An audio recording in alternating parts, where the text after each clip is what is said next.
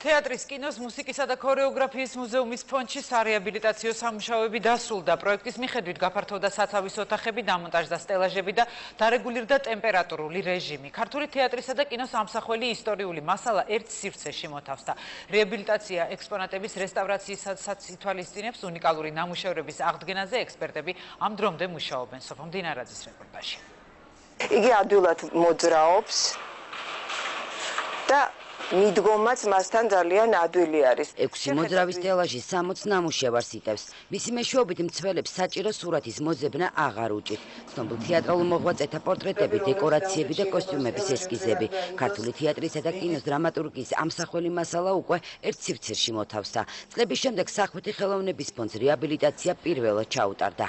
ეს სტელაჟებით ასევე გადაკეთდა, ეს არის სტაციონალური სტელაჟები, ის არ არის მოძრავი და განლაგდა ისე, რომ გვაქვს იმის საშუალება, რომ მიუდგეთ აქიდანაც, მეორე მხრიდანაც მიუდგეთ, ძალიან ადვილია აქედან ნამუშევრის გადმოღება.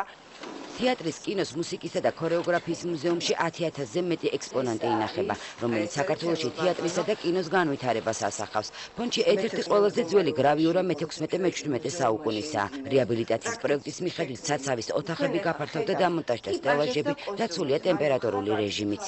ფონდმა სრულიად იცვალა თავისი იერსახე. თქვენთვის ვიზუალურადაც ჩანს, რომ ეს არის პირველი პრეცედენტი, როდესაც ნამუშევარი არის კედლებზე დაკიდული. ისეთ სტუმრებისთვის, განსაკუთრებული სტუმრებისთვის ძალიან საინტერესო იქნება ის, რომ თვითონ იხილონ ის ნამუშევრები, რომელიც დაცულია ჩვენს მუზეუმში და რა თქმა უნდა, პირობები არის კლიმატ კონტროლი, არის ტენიანობის რეჟიმი დაცული, განათება. რეაბილიტაცია რამდენიმე თვის განმავლობაში მიმდინარეობდა. პროექტი ფონდში დაცული ექსპონატების რესტავრაციასაც ითვალისწინებდა. უნიკალური ნამუშევრების აღდგენა-განახლებაზე სპეციალისტები ახლაც მუშაობენ. როგორც მუზეუმში აცხადებენ, ფონდის რეაბილიტაციის შემდეგ ისტორიულ ესკიზებს საფრთხე აღარ შეექმნება.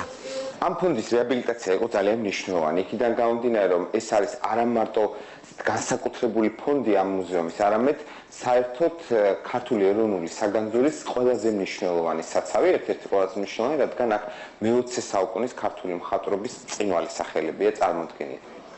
ფრანგული და გერმანული გრავიურები, პეტრე ოცხელის ჩანახატები და თეატრალურ მოღვაწეთა სხვადასხვა ნამუშევრების ნახვა სახვითი ხელოვნების ფონდში უკვე შესაძლებელია.